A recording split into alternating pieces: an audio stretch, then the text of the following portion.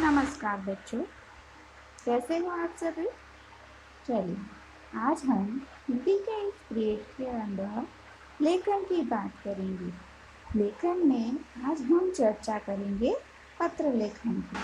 प्राचीन समय में जब किसी एक राजा को कोई संदेशा दूसरे राजा या दूसरे राज्य तक भेजना हो, उस समय वह दूत को भेजते थे, यानी कि दूत है वो लिखा हुआ पत्र कई बार ले जाते, या फिर कई बार वो ज़बानी एक राजा का संदेशा दूसरे राजा तक ले जाते।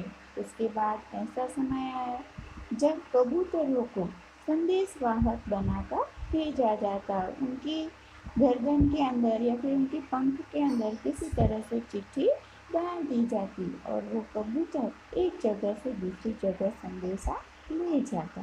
उसके बाद का जो समय आया जिसके अंदर पोस्ट बॉक्स के अंदर चिट्ठियाँ डाली जाती और वो चिट्ठी जिस भी व्यक्ति को हमने पत्र लिखा है, चिट्ठी लिखी है, वहाँ तक पोस्ट ऑफिस के द्वारा पहुँच जाती और पाने वाला इस चिट्ठी को पाकर बहुत ही खुश हो जाता। आप चित्र में देख पा रहे हैं एक डाकिया है जिसे इंग्लिश में हम पोस्टमैन कहते हैं। वो अपने थैले के अंदर कई सारी चिट्ठियाँ लेकर निकलता है और उनके लिखे हुए पते पर उन्हें निश्चित स्थान पर पहुंचा देता है।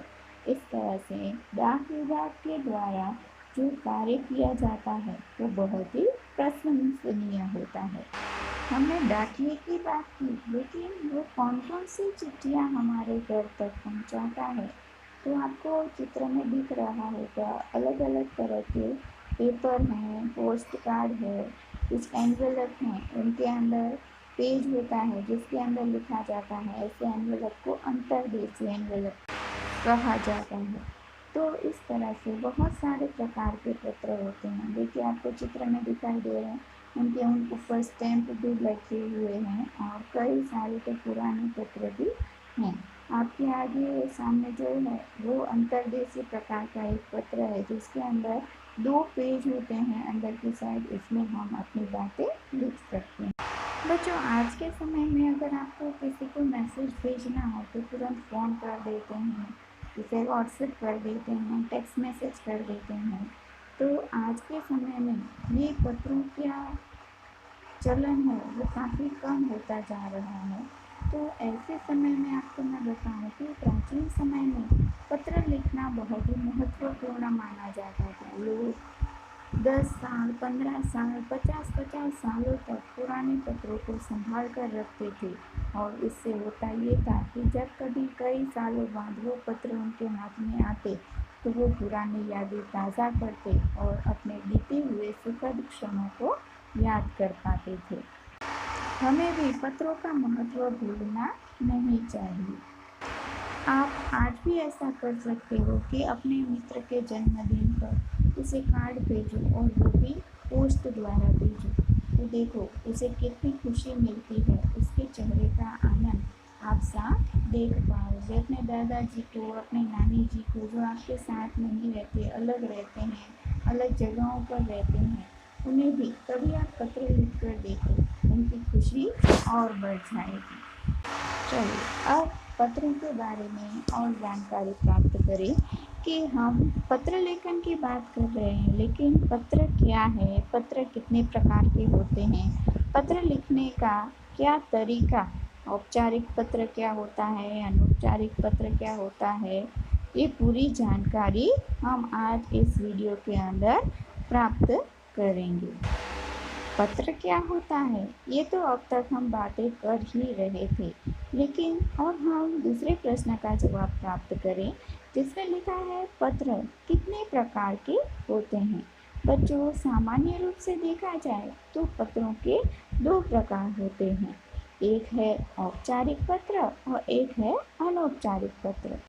देखिए जैसे स्क्रीन पर दिखाई दे रहा है कि औपचारिक पत्र है उसे इंग्लिश में हम फॉर्मल लेटर कहते हैं। कोई भी कार्यालय है यानी कि ऑफिस, कार्यालय में पत्र भेजना है, किसी अध्यापक को पत्र भेजना है, अधिकारी को पत्र भेजना है, प्रिंसिपल को पत्र भेजना है, वो सारे औपचारिक पत्र यानी फॉर्मल लेटर होते हैं।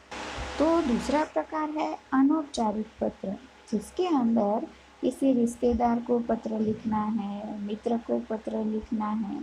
तो ये सारे जो हमारे करीबी हैं, हमारी पहचान वाले लोग हैं, जब कभी हम उन्हें पत्र लिखते हैं, जो हम अपने मन की बात उसके अंदर लिखते हैं, तो वो होता है अनौपचारिक पत्र। बच्चों, और एक बात कि औपचारिक पत्र में हम यहाँ वहाँ की बातें नहीं लिख पाते, लेकिन अनौपचारिक पत्र में हम यहाँ वहाँ की बातें, अपने मन की बातें उसके अंदर लिख पाते हैं।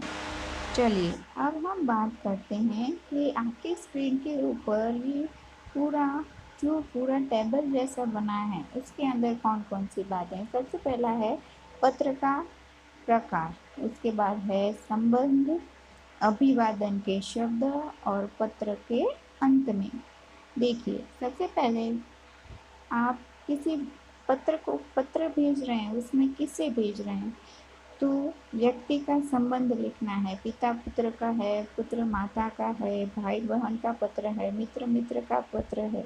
तो उसके सामने आपको अभिवादन कैसे करना है वो देखिए। अगर पिता पुत्र का पत्र है तो पिता है वो लिखेगा प्रिय पुत्र, या फिर आयुष्मान, आप नाम भी लिख सकते हैं।